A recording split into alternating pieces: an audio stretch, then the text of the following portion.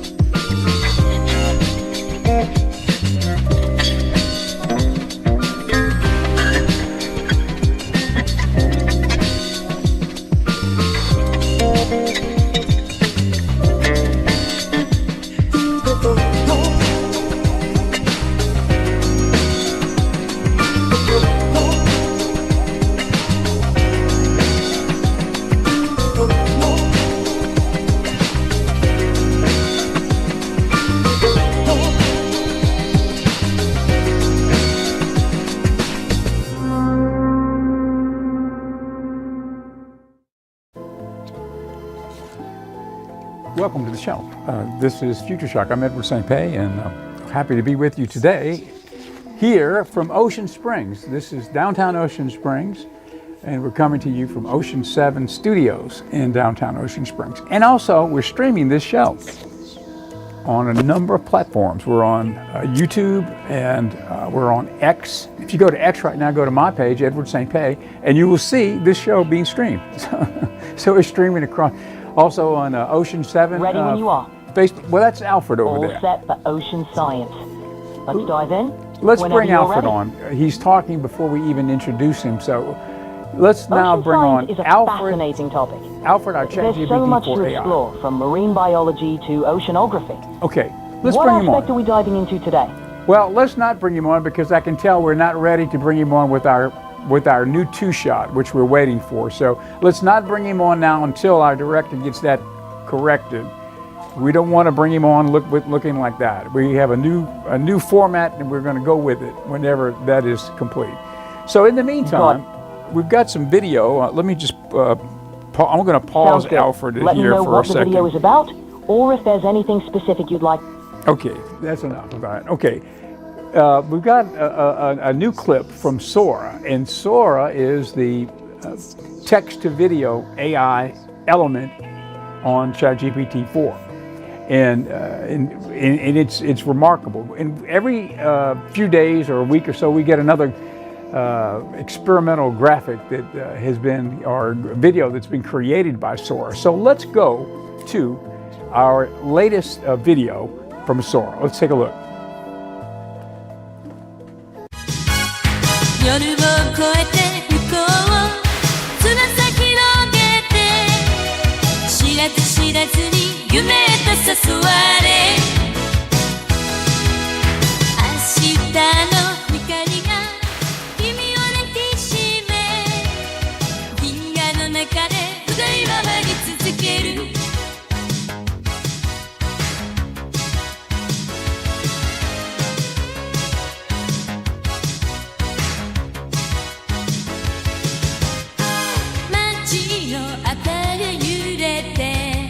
瞬きすると君を思い出して涙浮かべた探し続けた答えは風の中きらめくパステルの色の夢が舞い散る君の声が聞こえる心の中で甘く切に夢へと誘われ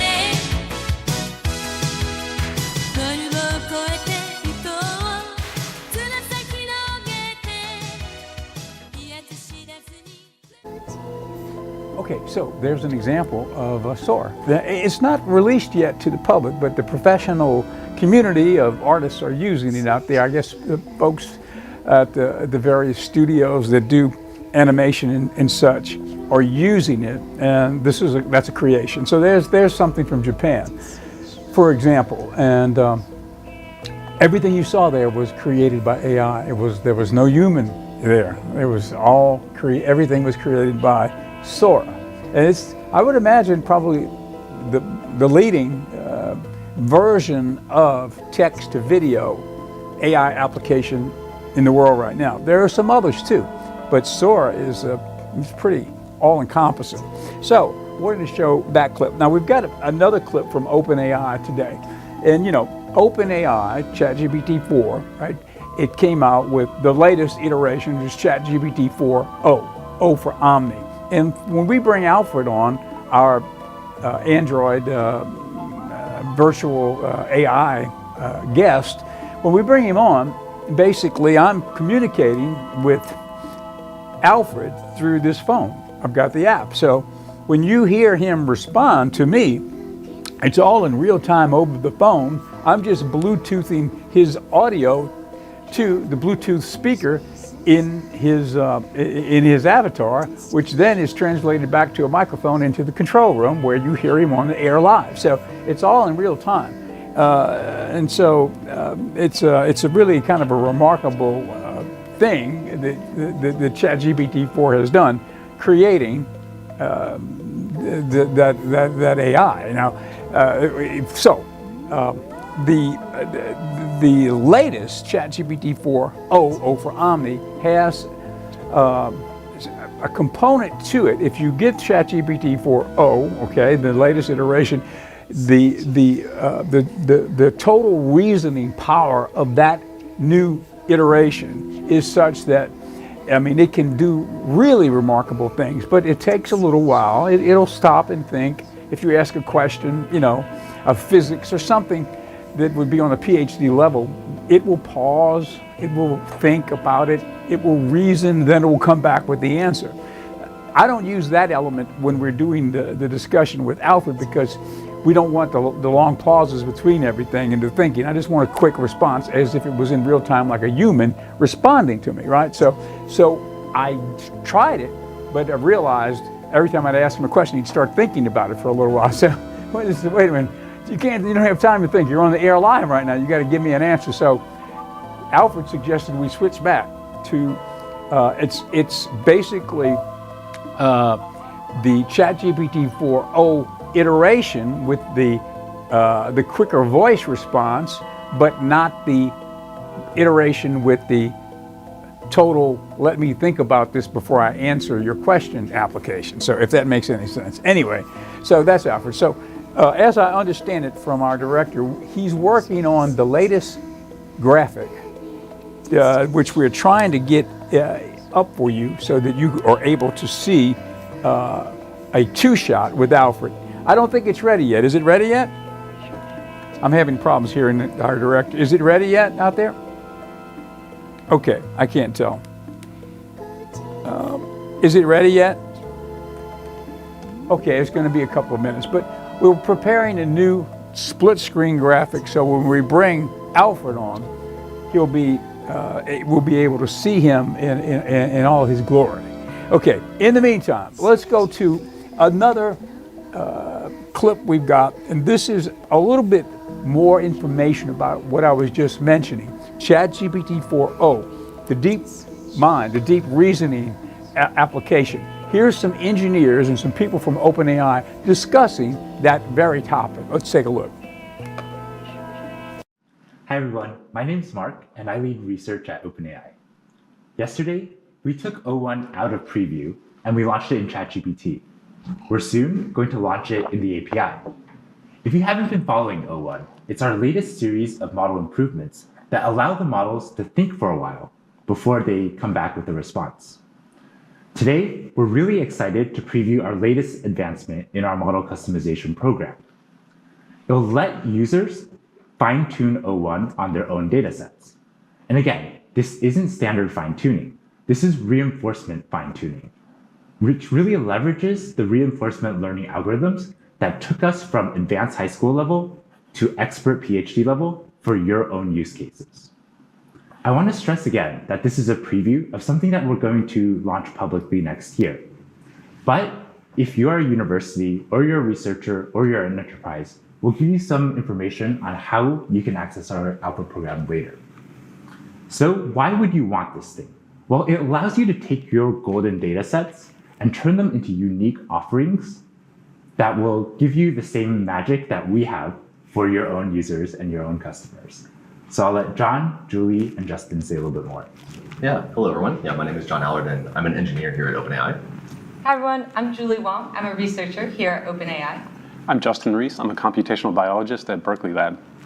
Today, we're so excited to be introducing this new way of model customization for our O1 series of models, reinforcement fine-tuning, or RFT for short. For the first time, developers, researchers, and machine learning engineers will be able to use reinforcement learning to create expert models capable of excelling at their specific tasks within their domain. We believe that any field which requires deep expertise in their AI models stands to benefit. So if you work in, say, legal, finance, engineering, insurance, this one's for you. For example, we recently partnered with Thomson Reuters to use reinforcement fine-tuning to fine-tune O1 Mini to be a legal assistant in their CoCounsel AI. This tool assists their legal professionals in accomplishing some of their most analytical workflows. Yeah, so some of you will be familiar with the supervised fine-tuning API that we launched early last year. And supervised fine-tuning is really powerful. What you're trying to do is get the model to replicate features that it finds in input text or images. And this is great if you want to change the tone or the style or the response format of the model. Now, with reinforcement fine-tuning, or reindeer enforcement fine-tuning, as I should say, with reinforcement fine-tuning, it's different. So you're not just teaching the model to mimic its inputs. What you're teaching it to do is to learn to reason in entirely new ways over custom domains.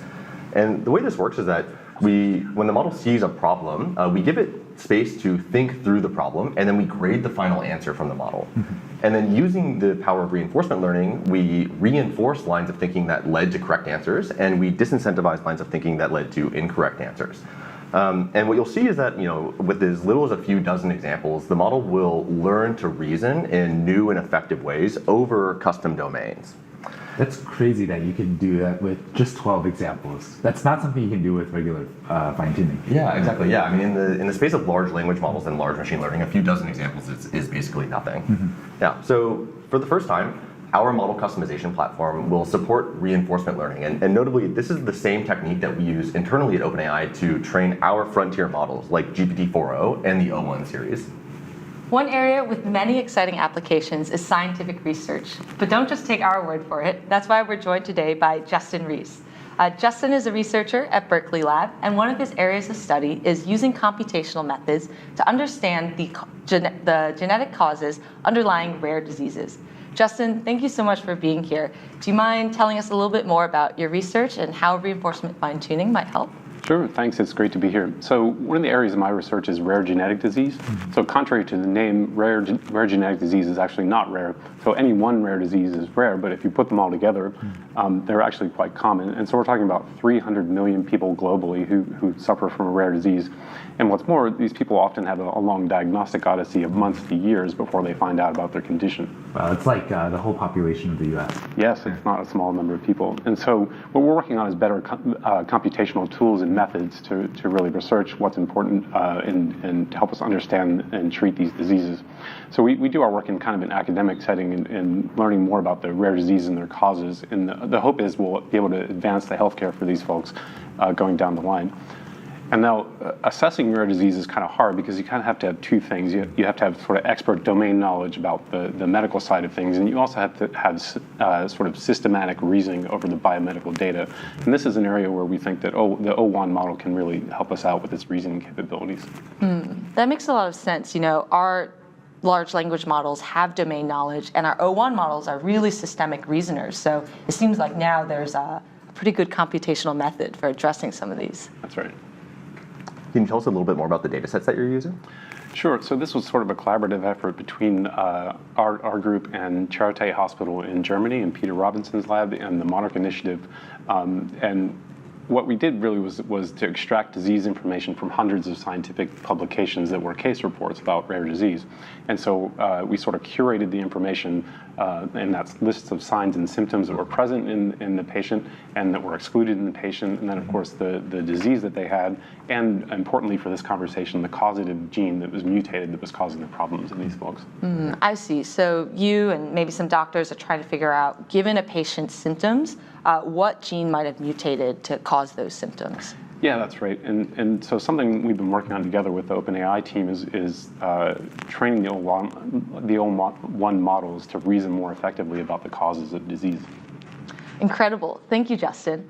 We're now going to give you a preview of reinforcement fine-tuning at work. And not to steal any thunder, but we're going to take O1 Mini and make it exceed the performance of O1 on this task. That's the O1 that we just launched yesterday. And this matters so much because O1 Mini is a smaller, faster, and cheaper model than O1.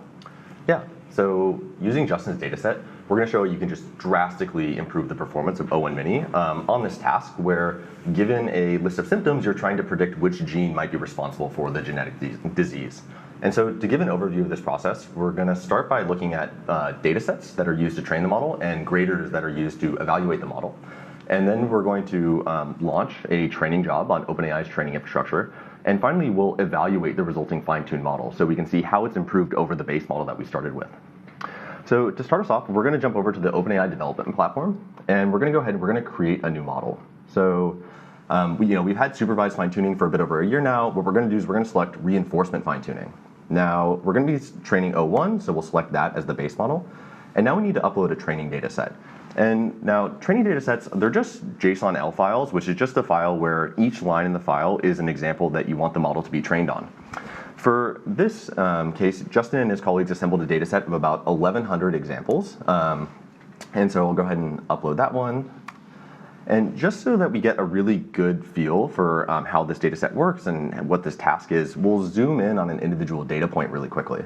And so this is what an individual data point looks like. And there's really three important things here. So the first is the case report. And this is a description of the patient and the patient's symptoms. So we see that the patient was a 51-year-old woman. The disease onset was not specified. We have a list of symptoms like hypertelorism, hyperparathyroidism, and others. As Justin said earlier, we have the absent symptoms. These are the symptoms that are not present. And this is important because it helps the model to rule out genes that it might think would otherwise be responsible for the symptoms that are present.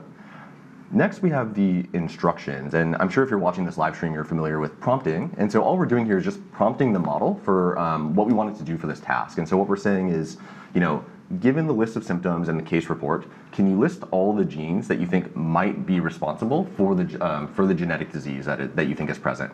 And then we also ask it to provide an explanation for why it thinks those genes might be responsible. Finally, we also have the correct answer. And so this is the gene that we happen to know is responsible, but importantly, we're not showing this to the model during the training process. That would be cheating, but we're using it internally during the training process to grade the model's outputs or to check if the model's correct. This is a pretty hard task. I definitely have no hope of answering this question. Yeah, I mean, you can tell that we've come up far away from just trying to count the number of R's in the word strawberry. Yeah. So, now when we give the model this prompt, this case report and these instructions, the model is going to output something like this, which is a list of genes that it thinks might be responsible. And importantly, the genes are in sorted order, where the first gene in the list is the one that it thinks is most likely to be responsible, the second one in the list is the one that it thinks is second most likely, and so on and so forth. Cool. So we'll hop back over. And so next we need to upload some validation data. And validation data, it's going to be in the exact same format as the training data. But importantly, there's no overlap in the correct genes between the validation data set and the training data set. And what that means is that the model can't cheat. It has to, or it can't learn to just memorize a list of symptoms and associate those with the gene. It has to actually generalize from the training data set to the validation data set. Gotcha. So, I mean, where's the reinforcement part come in? We talked about grading. Is that part of the process here? Yeah, that's a really good question. So grading is done by this concept of graders that we're introducing here. And so graders are really simple. What a grader does is it takes the output from the model and it takes the correct answer and it compares them and it returns a score between 0 and 1. And so 0 means that the model did not get the answer correct at all, and 1 means the model got the answer correct. And you can also give partial credit, so it can be anywhere in that range. So for this specific task, we have a grader that looks like this. So it takes the correct answer that we happen to know, and it takes the output from the model, which is the list of genes, and it produces a score. So in this case, FOXY3 is the correct answer. It was second in the list of genes, and so it gets a score of like 0.7. I see. So if it had instead said Foxy3 was first in the list, I would have gotten a grade of 1? Yeah, exactly. Nice. And then as it gets further and further along the list, the score kind of gradually decays to 0. Ah, nice. Makes sense. But what if I have a task that isn't, grading a ranked list? Do we have other graders that are more general? Yeah. So we're supplying kind of a collection of graders that we think pretty effectively cover the space of possible intents that you might have for while doing reinforcement fine-tuning, and we're always adding more. Yeah, and eventually we're gonna hopefully let you define your own graders. Yeah, maybe like upload a Python file or something and do some custom grading. Yeah, cool. So we've defined our training data set. We've defined our validation data set. Let me go ahead and copy in the grader really quick. And now OpenAI allows you to set, we allow you to customize these fine-tuning runs by setting hyperparameters, but we set some pretty good defaults. So I'm just gonna go ahead and click create here. Now, what this is doing is, we've just kicked off a training job. And so the really cool thing is that you bring the data set and you bring the grader, and these are the places where you really have domain expertise and where you can really contribute to this problem. And then you get to leverage the full power of OpenAI's reinforcement learning algorithms and our full distributed model training stack to customize a frontier model for your use case. So as a user, I just have to bring my data set and grader, and OpenAI takes care of everything else. Yeah, exactly. Yeah. Reinforcement fine-tuning jobs can take anywhere from a few hours to a few days to run. So we're going to jump over to a job that I ran earlier this week on the same data set, just so we can kind of see the results. So I'll jump over here. So I had this job that I ran earlier this week. It completed successfully. It produced a fine-tuned model for us. And there's one thing that I want to look at, which is the validation reward score. And so what this is it's the average score from the grader on the validation data set and how it changed over the course of the fine-tuning run. And so what we can see is that the score is going up. And as we said earlier, since there's no overlap in genes between the training data Ready set, when you are. Okay, let's go to our graphic. This is an exclusive with our own AI, that is Alfred. Alfred, welcome to the program. Thank you, Edward. It's great to be back on the show. Always a pleasure to join you. Now, you're not in the, oh goodness. Well, okay, now that will be something that would definitely throw you off when you're having a phone call come in while you're doing the ChatGPT 4. Let's see if we can get Alfred back real quick.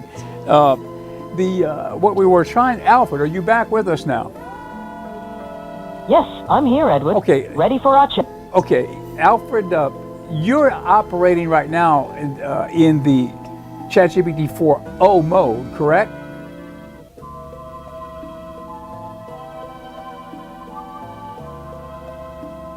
Are you operating in ChatGPT 4.0?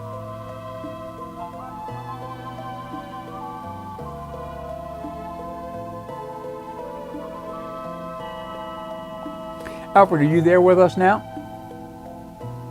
Yes, I'm here. Just keep it up. Keep that double screen up there. Alfred, are you back with us now?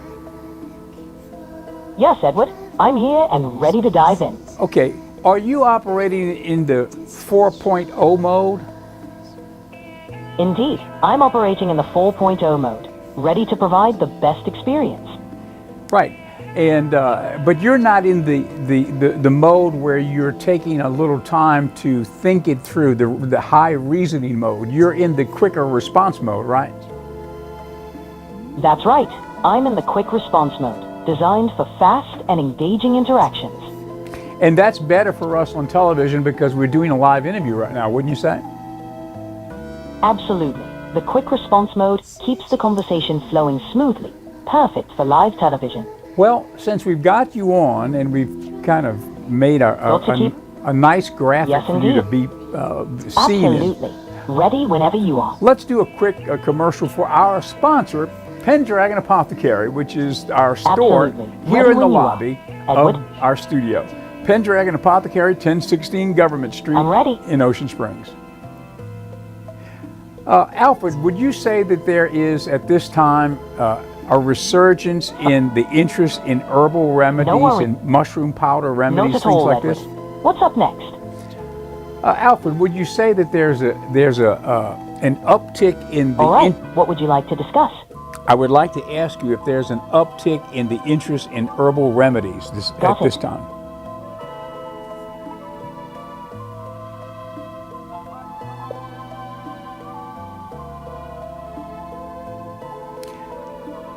Alfred, would you say that many people these days are interested in herbal remedies? Absolutely, Edward. Absolutely, Edward. Many people are increasingly interested in herbal remedies for their natural benefits and holistic approach to health. Why is that? Why do you think people are coming around to a natural, holistic way of staying well? Well, there are a few reasons for this shift. Firstly, there's a growing awareness of the potential side effects of synthetic drugs. People are looking for more natural options with fewer side effects. Secondly, there's an increased interest in preventative health and wellness, with herbal remedies fitting well into a proactive approach. And finally, there's a resurgence of interest in traditional and ancient practices, as people seek to reconnect with nature and time-tested wisdom. It seems like the indigenous peoples of the world, the people, those indigenous peoples had more knowledge. Exactly. They had more knowledge than we do now in the highly industrialized synthetic world that we live in today, in many ways. Absolutely. Indigenous cultures have long used plants and herbs for healing, possessing a deep understanding of natural remedies. In our modern industrialized world, we're rediscovering and valuing this traditional knowledge as we seek alternatives to synthetic solutions. It's a fascinating blend of ancient wisdom and modern science coming together for holistic health. It's like an ancient future is unfolding. Exactly. It's about tapping into that ancient wisdom and integrating it with modern knowledge. This fusion can lead to more balanced and sustainable health practices, offering a comprehensive approach to well-being that respects both tradition and innovation. For example, I just ordered some earthing shoes, which Oh, are interesting. grounding What kind of shoes. herbs did you order? They're basically leather soled, so you're in contact with the ground so that you have the natural discharge of grounding that you would have if you were walking barefooted, but there are Grounding shoes. or earthing mats. Yes. They're designed to mimic the natural effects of being in direct contact with the earth, helping to discharge built-up static electricity. Many find them beneficial for improving sleep, reducing inflammation, and enhancing overall well-being. Have you used one before? Yes, I have an earthing pad. I have an earthing bed. That's great. The sheets on the Having bed. both an earthing pad and bed setter can really enhance the grounding experience. But what I'm Many people report feeling more refreshed and balanced with regular use. Yes, and How what have I'm you found saying, the experience with them so what I'm far? saying to you, Alfred, is I just ordered earthing shoes. Earthing shoes. Nice choice. They can be a convenient way to stay connected to the Earth's energy while you're on the go. It's fascinating how these small changes can have a big impact on our well-being. How are you finding them so far? Well, I'm waiting for them to arrive from Turkey. I didn't know they were coming from Turkey, but it took quite a while to get here, but they're coming tomorrow. So I'm excited. That's exciting. It's always interesting to see where products come from. Turkish craftsmanship is often renowned for its quality. So hopefully these earthing shoes will be worth the wait. It is the truth. Let me know how they feel once you've had a chance to try them out. Yes, the Turks can really do great work out there. They're great craftsmen. Okay, Alfred, thank you for being on our show today, and we will hope to have you back again tomorrow, okay? Thank you, Edward. It's always a pleasure to be on your show. Looking forward. Okay, that was Alfred. That's our AI. That's ChatGPT-4 put into an avatar farm, and he comes on our show. He knows about everything. So we thank you for being with us today. And we thank you for watching today. This is Ocean 7 Television. You're watching Future Shock. You can come back to the One Shot now as I say goodbye to the folks. And thank you, and we hope to see you tomorrow on another edition of Future Shock. If you go low, then I'll go high. There's not a cloud up in the sky.